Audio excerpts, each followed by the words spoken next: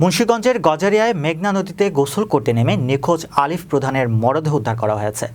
মঙ্গলবার সকাল ৮টায় উপজেলার হোসেন্দি ইউনিয়নের ভবানীপুর এলাকায় অবস্থিত সিটি গ্রুপ সংলগ্ন মেঘনা নদী থেকে তার মরদেহ উদ্ধার করা হয়।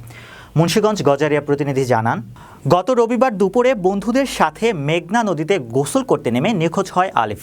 নিহত আলিফ প্রধান গজারিয়া উপজেলার ভবেরচর ইউনিয়নের লক্ষ্মীপুরা গ্রামের মোহাম্মদ ফয়সাল প্রধানের ছেলে।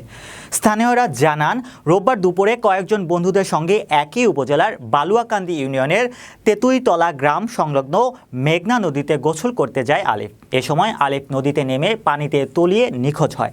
সঙ্গে থাকা কিশোররা তার স্বজনদের বিষয়টি জানান। খবর পেয়ে গজারিয়া ফায়ার সার্ভিসের কর্মীরা দুদিন নদীতে খোঁজাখুঁজি করেও তার সন্ধান পায়নি। আজ মঙ্গলবার সকালে স্থানীয়রা নদীর তীরে মরদেহ দেখতে পান। পরে খবর পেয়ে ফায়ার সার্ভিসের কর্মীরা নদী থেকে আলিফের মরদেহ উদ্ধার করে।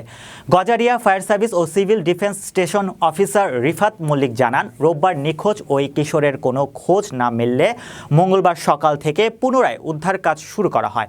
পরে ভবানীপুর এলাকা থেকেই আমরা ওই কিশোরের মরদেহ উদ্ধার করতে সক্ষম হই। এ বিষয়ে গজারিয়া থানার officer in charge OC Mohammad Rajib Khan বিষয়টি নিশ্চিত করে জানান, আইনি প্রক্রিয়া শেষে স্বজনদের কাছে মরদেহ হস্তান্তর করা হয়েছে।